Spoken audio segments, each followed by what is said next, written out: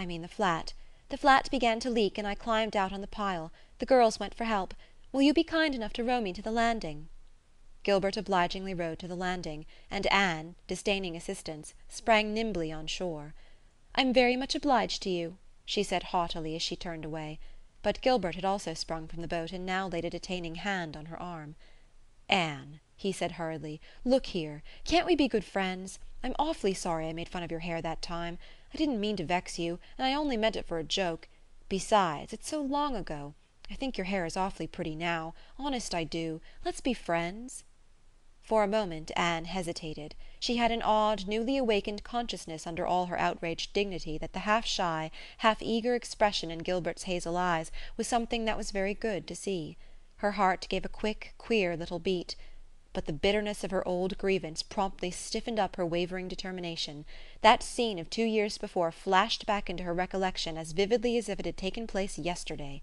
Gilbert had called her carrots, and had brought about her disgrace before the whole school. Her resentment, which to other and older people might be as laughable as its cause, was in no whit allayed and softened by time seemingly. She hated Gilbert Blythe. She would never forgive him. "No," she said coldly. "I shall never be friends with you, Gilbert Blythe, and I don't want to be." "All right." Gilbert sprang into his skiff with angry colour in his cheeks. "I'll never ask you to be friends again, Anne Shirley, and I don't care either." He pulled away with swift, defiant strokes, and Anne went up the steep, ferny little path under the maples. She held her head very high, but she was conscious of an odd feeling of regret. She almost wished she had answered Gilbert differently. Of course he had insulted her terribly, but still... Altogether Anne rather thought it would be a relief to sit down and have a good cry. She was really quite unstrung, for the reaction from her fright and cramped clinging was making itself felt. Halfway up the path she met Jane and Diana rushing back to the pond in a state narrowly removed from positive frenzy. They had found nobody at Orchard Slope, both Mr. and Mrs. Barry being away. Here Ruby Gillis had succumbed to hysterics and was left to recover from them as best she might, while Jane and Diana flew through the haunted wood and across the brook to Green Gables. There they had found nobody either, for Marilla had gone to Carmody and Matthew was making hay in the back field. "Oh, Anne!" gasped Diana, fairly falling on the former's neck and weeping with relief and delight. "Oh, Anne, we thought you were drowned and we felt like murderers because we had made you be Elaine. And Ruby is in hysterics. Oh, Anne, how did you escape?" "I climbed up one of the piles," explained Anne wearily, "and Gilbert Blythe came along in Mr. Andrew's dory and brought me back to land." "Oh, Anne, how splendid of him! Why, it's so romantic," said Jane, finding breath enough for utterance at last. "Of course you'll speak to him after this." "Of course I won't," flashed Anne with a momentary return of her old spirit. "And I don't ever want to hear the word romantic again, Jane Andrews.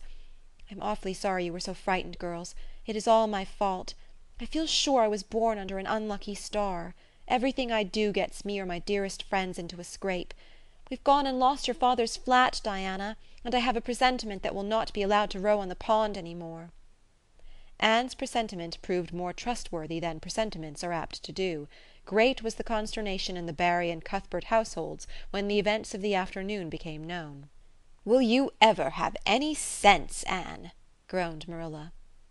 "Oh, yes, I think I will, Marilla," returned Anne optimistically. A good cry, indulged in the grateful solitude of the east gable, had soothed her nerves and restored her to her wonted cheerfulness. "I think my prospects of becoming sensible are brighter now than ever." "I don't see how," said Marilla. "Well," explained Anne, "I've learned a new and valuable lesson today. Ever since I came to Green Gables I've been making mistakes, and each mistake has helped to cure me of some great shortcoming.